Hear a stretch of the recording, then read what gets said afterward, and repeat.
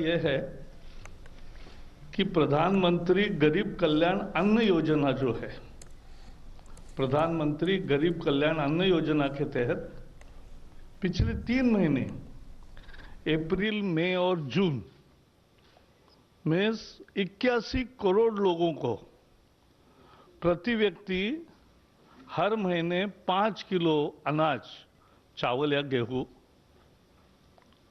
और एक परिवार को 1 किलो दाल, ये पिछले 3 महीने में लगातार फ्री मिला। जो 2 रुपए और 3 रुपए में अनाज मिलता है वो मिलता ही रहा कंसेशनल रेट में, लेकिन ये मुफ्त मिला। और इसका मतलब 3 महीने में हर प्रति व्यक्ति 15 किलो अनाज और 3 किलो परिवार को दाल, ये पिछले 3 महीने में मिला। प्रधानमंत्री जी ने घोषणा की कि इसका विस्तार करेंगे। आज उसको अमली जामा पहनाया है मंत्रिमंडल ने। जुलाई, अगस्त, सितंबर, अक्टूबर, नवंबर 5 महीने अब ये योजना चालू रहेगी, जिसमें 5 किलो प्रति व्यक्ति 81 करोड़ लोगों को 5 किलो प्रति व्यक्ति मुफ्त अनाज मिलेगा और 5 किलो 5 महीने में पकड़ेंगे तो 5 किलो चना मिलेगा और 25 किलो अनाज मिलेगा। 25 किलो अनाज प्रति व्यक्ति मिलेगा, 5 किलो चना एक परिवार को मिलेगा। ये इसके लिए पहले जो 3 महीने का काम हुआ, इसके लिए 120 लाख टन, 1 करोड़ 20 लाख टन इतना ये अनाज दिया गया। अब जो बड़ी 5 महीने की योजना है तो 203 लाख टन, यानी 2 करोड़ 3 लाख टन इतना अनाज दिया जाएगा। और दाल पहले 4,60,000 टन दी गई, अब 9,70,000 टन चना दिया जाएगा। इस योजना का खर्चा 1,49,000 करोड़ रुपए है और ये पहली दफा इस योजना आजादी के बाद हो रही है कि 8 महीने 81 करोड़ लोगों को मुफ्त राशन मिल रहा है। इतनी बड़ी योजना दुनिया में किसी भी देश की नहीं है और ये योजना बेहद लोकप्रिय हुई क्योंकि जितना गया इसमें गरीब वर्ग भी है, निम्न मध्यम वर्ग है, रोजंदारी पर काम करने वाले लोग हैं, स्वयं रोजगार जिनका है वो सब लोग हैं। तो ऐसे सभी लोगों को ये लाभ मिला है। और जो प्रवासी मजदूर हैं, प्रवासी मजदूरों को भी, क्योंकि उनके राशन कार्ड उनके पास नहीं होते या वो अपने घर से, फैमिली से दूर है, तो उनके लिए भी 5-5 किलो अनाज का घोषणा किया था और इसमें 64 लाख टन इतना अनाज दिया गया, 8 लाख मीट्रिक टन दिया गया। और ये अगस्त तक अब मिलता रहेगा। जिनको नहीं मिला है या जो लोग वापस आए उनको यह अगस्त तक मिलता रहेगा। So friends, in a biggest scheme of helping the needy, Prime Minister announced this Garib Kalyan Anna Yojana, and in this scheme 81 crore people are given free ration for 8 months now, from April to November. It was never done, unprecedented, and it cost Exchequer 1,49,000 crore rupees, and in which every month each person got 5 kilo of food grain, and also every family received 1 kg of dal, and now it will receive 1 kg of chana. And even the migrant laborers were also included at the latter stage, and they have also got ration, free ration. Now those who have returned will also continue to get, because where they are now, they are already getting free ration. If they return and come, they will also get free ration. दूसरे एक महत्वपूर्ण निर्णय में जो उज्ज्वला के gas लेने वाली 7,40,00,000 महिलाएं हैं, उन 7,40,00,000 लोगों को 3 सिलेंडर फ्री देने का ऐलान किया था। लेकिन आपको पता है, हर महीने 1 सिलेंडर सबको लगता ही है, ऐसा नहीं। इसलिए पहला सिलेंडर तुरंत लोगों ने लिया, अनेक लोगों ने दूसरा भी लिया, लेकिन तीसरा तुरंत 3 महीने का पीरियड में नहीं लगा है। तो अब सितंबर के अंत तक ये 3 सिलेंडर जो जून में खत्म होने वाले थे, उसके जगह वो सितंबर तक उसको अवधि बढ़ा दी गई है, ताकि उनको मिले। इसके लिए 13,500 करोड़ रुपए खर्च आएगा। सरकार ने और एक कार्यक्रम किया था, उसका भी विस्तार किया है कि जो छोटे व्यवसाय है, जहां 100 लोग हैं, 100 से भी कम लोग हैं,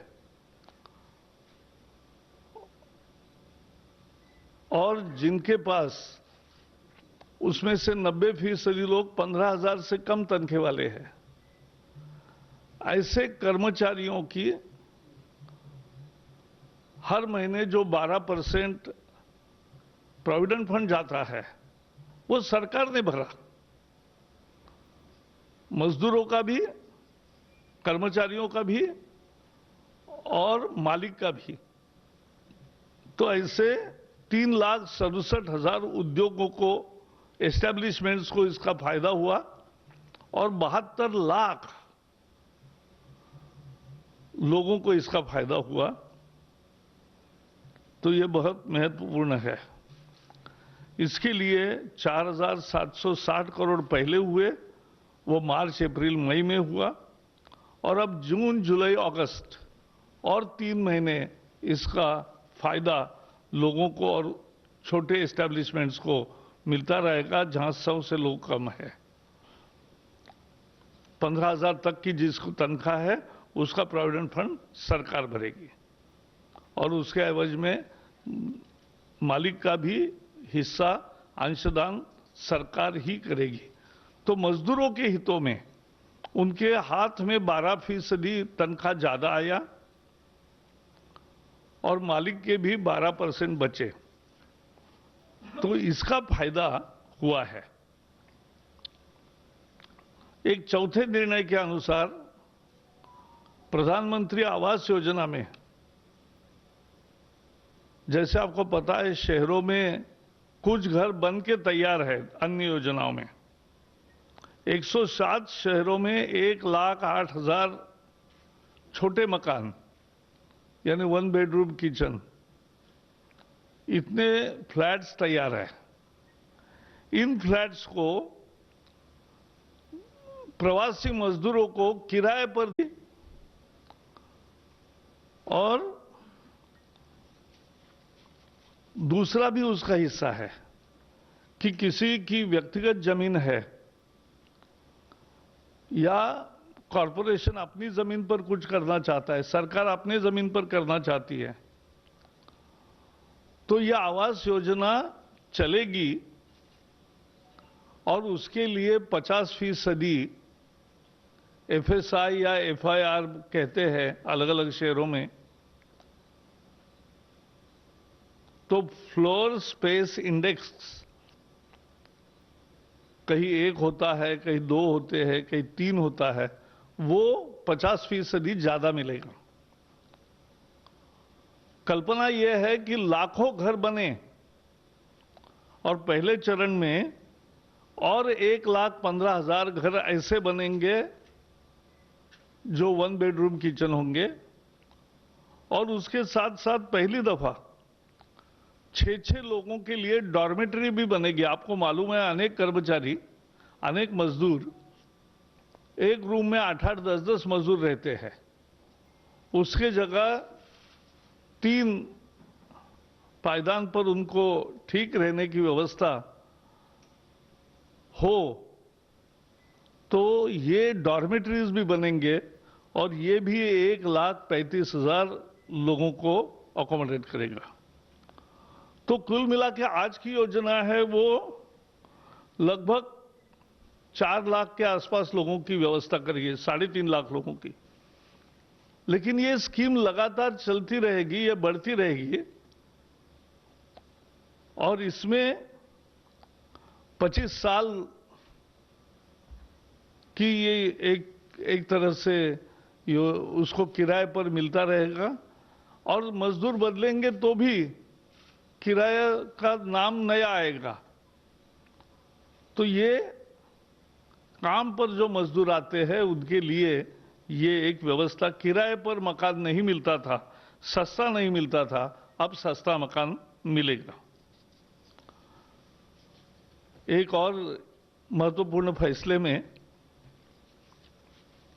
भारत की जनरल इंश्योरेंस कंपनीज 3 पहले से है, सरकारी है, national insurance company, oriental insurance company, United insurance company. इनमें सरकार 12,750 करोड़ रुपए का निवेश करेगी।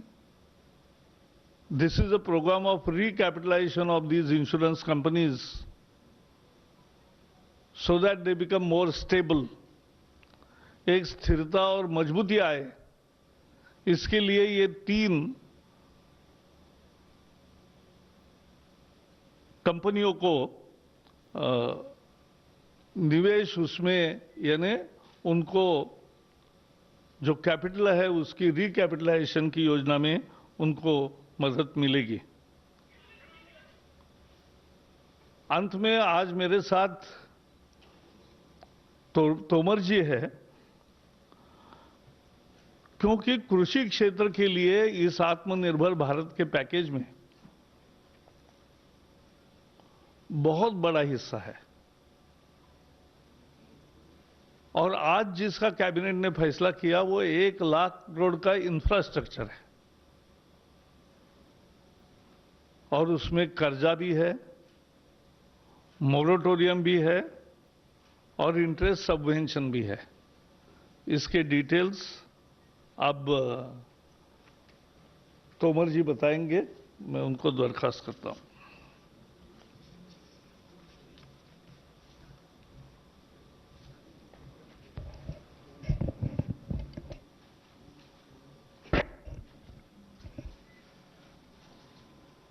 बहुत धन्यवाद प्रकाश जी। जैसा कि माननीय जावड़ेकर जी ने मंत्रिपरिषद के सभी निर्णयों को आपके समक्ष रखा है, कृषि क्षेत्र में जो महत्वपूर्ण निर्णय हुआ है उसको थोड़ा इस अवसर पर मैं विस्तार देना चाहता हूं। हम सब लोगों के ध्यान में है कि कोरोना वायरस के संकट के इस दौर में कृषि का क्षेत्र और ताकतवर बन के उभरा है। लॉकडाउन की स्थिति में लगभग गतिविधियां बंद थीं, लेकिन कृषि का क्षेत्र अपनी गति से काम कर रहा था और किसानों ने किसी भी प्रकार से इस क्षेत्र में नुकसान होने का अवसर प्रदान नहीं किया। अगर हम रबी की फसल की दृष्टि से देखेंगे तो गत वर्ष 144 मिलियन टन पैदावार हुई थी और इस बार 152 मिलियन टन पैदावार हुई है और खरीफ की बुआई अभी चल रही है। लेकिन बुआई का आंकड़ा भी अगर हम देखेंगे तो इस बार 432.97 लाख हेक्टेयर में बुआई हो चुकी है। गत वर्ष से अगर इसकी तुलना करेंगे तो 202 लाख हेक्टेयर अभी ज़्यादा है, यानी 88% ज़्यादा है और अभी ये सिलसिला चल ही रहा है। कुल मिला के रबी में पहले से अधिक पैदावार करना, उसका उपार्जन करना, बाकी सारी व्यवस्थाएं बनाना और ग्रीष्म ऋतु की फसल हो या खरीफ की फसल हो, उसमें भी उत्तरोत्तरी वृद्धि होना, ये कृषि क्षेत्र की ताकत का परिचायक है। और इसलिए प्रधानमंत्री जी जब भी कोई योजना बनाते हैं तो उसमें कृषि और ग्रामीण क्षेत्र का विशेष ध्यान रखते हैं। और मैं धन्यवाद देना चाहूँगा कि जब पिछले दिनों आत्मनिर्भर पैकेज की भी उन्होंने घोषणा की तो कृषि और संबद्ध क्षेत्रों के लिए प्राथमिकता से ध्यान रखा। आत्मनिर्भर पैकेज की जब घोषणा हुई तो देश भर में एक अलग प्रकार की ऊर्जा का कृषि और ग्रामीण क्षेत्र में संचार हुआ और प्रधानमंत्री जी ने सिर्फ अनाउंसमेंट ही नहीं किया, उन्होंने जो कल्पना दी उस कल्पना को मूर्त रूप देने का काम भी भारत सरकार ने त्वरित गति से प्रारंभ कर दिया है। पिछले दिनों 2 ऑर्डिनेंस हुए, यह इसी दिशा में बढ़ता हुआ एक कदम है। किसानों का उत्पादन, व्यापार और वाणिज्य अध्यादेश 5 जून को हुआ। उसी प्रकार से मूल्य आश्वासन और कृषि सेवा अध्यादेश यह भी 5 जून को हुआ। ये दोनों ऐसे ऑर्डिनेंस हैं कि सामान्य तौर पर लोग सोचते तो होंगे लेकिन इस दिशा में साहस नहीं कर पाए, लेकिन आत्मनिर्भर पैकेज के अंतर्गत इन दोनों ऑर्डिनेंस को मूर्त रूप दिया गया। पूरे देश में कृषि फायदे में आए और जो छोटे किसान हैं उनकी ताकत बढ़े, उत्पादन में भी ताकत बढ़े, उत्पादकता बढ़ाने में भी ताकत बढ़े, विपणन की दृष्टि से भी उनको अच्छे प्लेटफॉर्म मिलें और वो प्रोसेसिंग में भी जाएं, पैकेजिंग में भी जाएं। इसके लिए 10,000 एफपीओ बनाने की प्रधानमंत्री जी ने घोषणा की थी और मुझे कहते हुए प्रसन्नता है कि मंत्रिपरिषद ने भी उसको पारित कर दिया और विभाग ने भी उसकी जो गाइडलाइंस हैं वो बनाकर जारी किए। केसीसी की बात आत्मनिर्भर पैकेज में कही गई थी। अभी तक 75 लाख नए किसानों को केसीसी दे दी गई है और 2.5 करोड़ किसानों को और इसमें कवर किया जाना है। पीएम किसान योजना के अंतर्गत 10 करोड़ किसानों को 20,000 करोड़ रुपया जारी कर दिया गया है। आत्मनिर्भर पैकेज में एक महत्वपूर्ण घोषणा थी कि कृषि अधोसंरचना गांव-गांव में खड़ी हो और किसान अपना उत्पादन ठीक प्रकार से रख सके,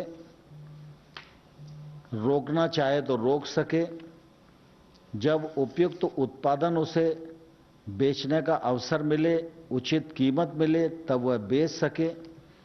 इसके लिए जो अधोसंरचना की जरूरत थी वो ग्रामीण क्षेत्र में उपलब्ध नहीं थी। आवश्यकता तो इस बात की भी है कि ग्रामीण क्षेत्र में रोजगार के अवसरों का सृजन हो और किसान को अपनी उत्पादन का अच्छा मूल्य मिले, इसके लिए प्रोसेसिंग की भी सुविधा होनी चाहिए।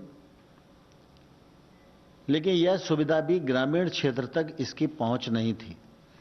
और विशेष रूप से अगर हम देखेंगे तो इतनी मदद के बावजूद भी कृषि का क्षेत्र अपने आप को इसलिए उपेक्षित महसूस करता है कि निजी क्षेत्र का निवेश गांव तक और खेत तक नहीं पहुंचता। ये जो कानूनी बदलाव हुए, इन बदलाव के परिणाम स्वरूप भी निजी निवेश किसान तक, गांव तक, खेत तक पहुंचेगा। और ये पहुंचे, इसके लिए ये 1,00,000 करोड़ रुपए का पैकेज है। यह पैकेज इसका माध्यम बनेगा। और मैं धन्यवाद देना चाहता हूं माननीय प्रधानमंत्री जी ने आज मंत्रिपरिषद की बैठक में इस पूरी परियोजना को स्वीकृति प्रदान कर दी है। यह योजना भारत के कृषि क्षेत्र में आमूलचूल बदलाव लाने में सहायक होगी। इस परियोजना में 1,00,000 करोड़ के ऋण बैंक, वित्तीय संस्थाएं द्वारा cooperative society, FPO, SHG, startup, कृषि उद्यमी या राज्य सरकारों के और अन्य एजेंसियां द्वारा प्रायोजित पीपीपी प्रोजेक्ट दिए जाएंगे। इनमें 2 करोड़ रुपए की ऋण की उपलब्धता होगी। लेकिन 2 करोड़ से अधिक भी बड़े प्रोजेक्ट बनाए जा सकते हैं। लेकिन 2 करोड़ तक के प्रोजेक्ट की क्रेडिट गारंटी और उस पर 3% ब्याज की अनुदान ये दी जाएगी। इसमें पूरी तरह पारदर्शिता रहे, इसके लिए ऑनलाइन प्लेटफॉर्म बनाए जाएंगे। योजना की अवधि 10 वर्ष होगी। इससे निजी निवेश को निश्चित रूप से प्रोत्साहन मिलेगा। और इसमें जो योजनाएं सम्मिलित की गई हैं उसमें कोल्ड स्टोर है, कोल्ड चेन है, भंडारण है, साइलोज हैं, ग्रेडिंग और पैकेजिंग इकाइयां हैं, ई मार्केटिंग पॉइंट हैं, पकने वाले चैम्बर्स, वैक्सिंग प्लांट, ऐसे तमाम सारी योजनाओं को सम्मिलित किया गया है। और हमारी कोशिश होगी कि जो परियोजनाएं इस परियोजना में शामिल हैं उन सबको ठीक प्रकार से लोग नीचे तक क्रियान्वित कर सकें, उनका लाभ किसानों को मिल सके। इसके लिए उनको तकनीकी जो समर्थन की आवश्यकता है वो तकनीकी समर्थन भी केंद्र सरकार देगी। इस प्रकार की अधोसंरचना खड़ी होने से निश्चित रूप से किसानों को बहुत फायदा होगा। क्योंकि हम सब जानते हैं कि आज खेती के क्षेत्र में हम बहुत तेजी के साथ कदम बढ़ा रहे हैं। दुनिया के मानचित्र पर भी देखें तो खाद्यान्न के क्षेत्र में तो हम बहुत अग्रणी भूमिका में हैं। कई उत्पादन में हम दुनिया में प्रथम स्थान पर खड़े हैं अथवा द्वितीय स्थान पर खड़े हैं। लेकिन ऐसी परिस्थिति में भी अगर हम देखते हैं तो लगभग 20% फसल अधोसंरचना की अनुपलब्धता के कारण बर्बाद हो जाती है। यह 1,00,000 करोड़ का पैकेज इस बर्बादी से किसान को बचाएगा, किसान को अपने उत्पादन का उचित मूल्य मिल पाए यह सुनिश्चित करेगा। नीचे तक प्रोसेसिंग इकाइयां पहुंचेंगी जिससे कि कृषि उत्पाद के उचित मूल्य की गारंटी भी सुनिश्चित हो सकेगी और दूसरी तरफ गांव में रोजगार के भी बड़ी मात्रा में अवसर सृजित करने में यह सहायक होगी। मैं समझता हूं कि यह पूरा जो प्रोजेक्ट है यह कृषि की अर्थव्यवस्था को सक्षम बनाने के लिए एक ऐतिहासिक परियोजना है। इसके लिए मैं माननीय प्रधानमंत्री जी को हृदय से बहुत बहुत धन्यवाद देना चाहता हूं और किसानों को बधाई देना चाहता हूं। धन्यवाद सर। फ्रेंड्स, अगर आपका क्वेश्चंस हैं तो you can just raise your number. Okay, 40। Javadekar ji, मैं मुकेश कौशिक हूँ, दैनिक भास्कर से। क्या कैबिनेट को बॉर्डर एरियाज के में जो चल रहा है चाइनीज पुल बैक के बारे में कोई जानकारी दी गई या कोई सीसीएस की बैठक हुई जिसमें इस विषय पर कोई चर्चा हुई, बताएंगे? जो कैबिनेट में जो फैसले हुए वो मैंने आपके सामने रखे हैं, तो बाकी विषयों की चर्चा आज नहीं हुई। नंबर 16।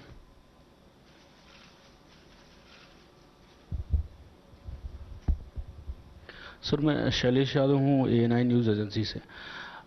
सर, आपने जैसे प्राइम मिनिस्टर साहब ने ऐलान करा था कि हम जो मुफ्त 5 किलो का अनाज है वो हम अगस्त तक के लिए बढ़ा दे रहे हैं, नवंबर तक के लिए बढ़ा रहे हैं।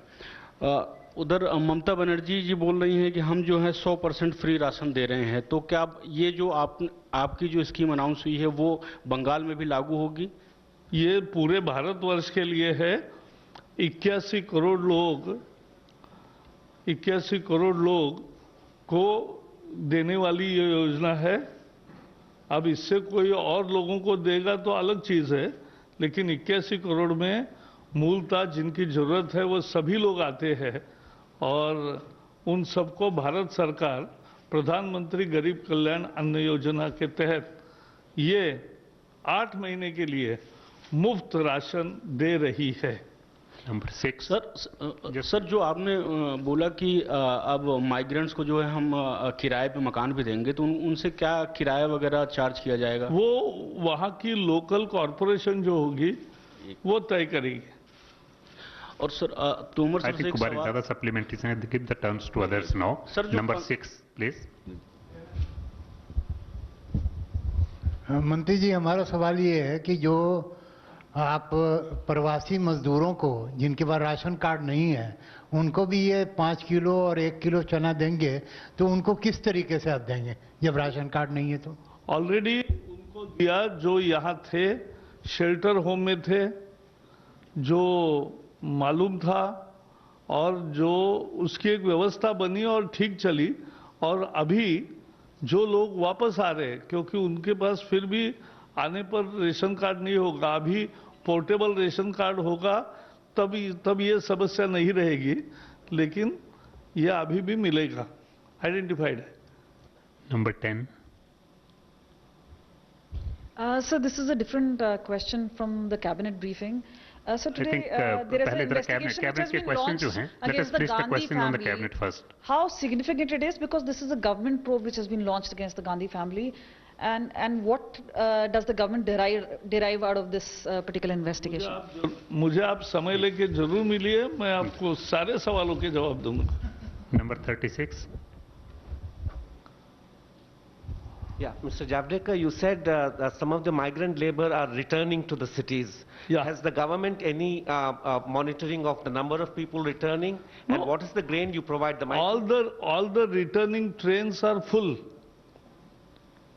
and therefore people are returning. They have their own arrangement with the owner or contractor or the employment provider and companies, and they are returning because they wanted to be with their family. Now many are returning, many are doing. Acha, those who are in these rural areas stayed in their family, they get job under Manarega. So they get job earning 202 rupees minimum, and as per the region it changes. 154।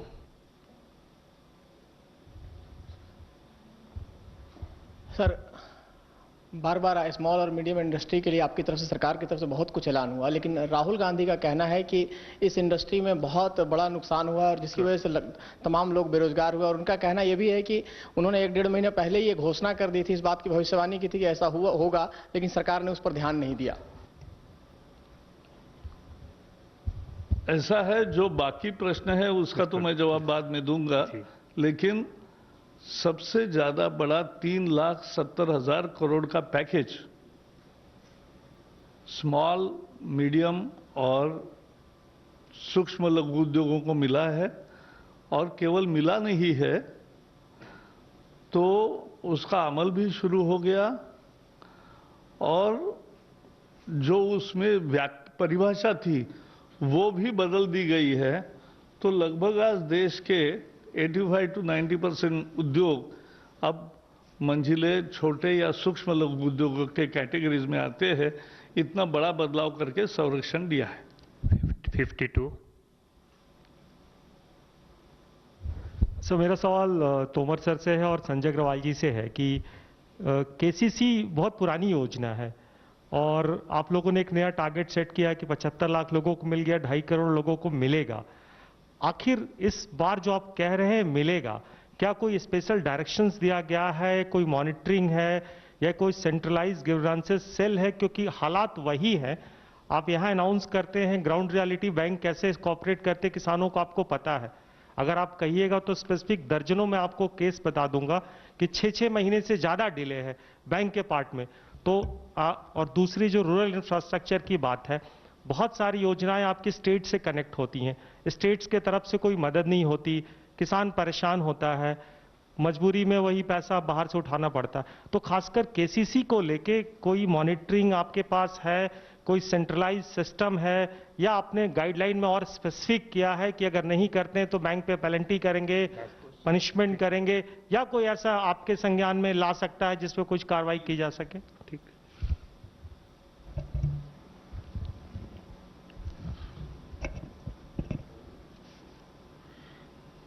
किसानों को credit card मिले और वो साहूकारों के भारी भरकम ब्याज से मुक्त हो सकें, यह विचार सबसे पहले तत्कालीन प्रधानमंत्री अटल बिहारी वाजपेयी जी की सरकार में आया था और उस समय वाजपेयी जी ने इस योजना को प्रारंभ किया था और एक किसान को इस योजना के अंतर्गत 25-30 हजार रुपए का ऋण उपलब्ध होता था। जैसे जैसे समय व्यतीत हुआ, ऋण की आवश्यकता बढ़ती गई और आज किसान क्रेडिट कार्ड के अंतर्गत किसान को 2 से 3 लाख रुपए तक का ऋण उपलब्ध होता है। अभी सामान्य तौर पर अगर हम अनुमान करते हैं तो देश भर में 14 करोड़ किसान हैं, लेकिन जब पीएम किसान योजना के अंतर्गत हम लोगों ने किसानों को ढूंढने की कोशिश की तो अभी 10 करोड़ किसान लगभग हमारे यहाँ पंजीयन हुए हैं। कुछ अभी और होंगे जो आएंगे। और अगर केसीसी में हम देखें तो अभी 6 करोड़ 45 लाख किसान ही कवर हैं। इन 6 करोड़ 45 लाख किसानों के पास 4 लाख करोड़ ऋण की उपलब्धता है। यह ऋण 31 मार्च को जमा होता है तो ब्याज की सब्सिडी किसानों को प्राप्त होती है। इस बार 31 मार्च था, लॉकडाउन के बीच में, किसानों की फसल भी उस समय नहीं आई थी, तो किसान 31 मार्च को जमा नहीं कर सकते थे और इसलिए इस तिथि को बढ़ाकर प्रधानमंत्री जी ने 31 अगस्त किया। फरवरी 19 में फिर यह ध्यान में आया कि किसानों जिनके पास केसीसी की उपलब्धता नहीं है, अगर उन्हें भी केसीसी मिल जाएगी तो यह ऋण उनकी खेती को आगे बढ़ाने में मददगार होगा। और इसलिए फरवरी 19 में एक अभियान लिया गया, जिस अभियान को लॉन्च चित्रकूट में प्रधानमंत्री जी ने किया था और उस दिन से ये अभियान प्रारंभ हुआ। मैं अभी बीच में लॉकडाउन के अवसर पर भी एक दो बार आप सब लोगों को मिला पत्रकार वार्ता के माध्यम से ही, लेकिन फरवरी जैसे ही बीती और वो अभियान कुछ आगे बढ़ता तो उस समय तक 75 लाख एप्लीकेशन आ गई थी, लेकिन मात्र 22 लाख लोगों को ही ऋण उपलब्ध हो पाया था। फिर पूरी तरह गतिविधियां बंद हो गईं और अभी जब से गतिविधियां प्रारंभ हुई हैं तो जो 75 लाख एप्लीकेंट थे उन सबको ऋण की उपलब्धता हो गई है और इस अभियान को हम और तेजी के साथ आगे बढ़ा रहे हैं। बचे हुए शेष लोगों को किसान क्रेडिट कार्ड मिल जाए, उसके माध्यम से उनको ऋण मिल जाए और उस ऋण के माध्यम से अपनी खेती को वो उन्नत बना सकें। इस अभियान को हम निश्चित रूप से पूर्णता प्रदान करेंगे। इसमें बैंकों का भी सभी प्रकार का सहयोग प्राप्त हो रहा है। Last question 51।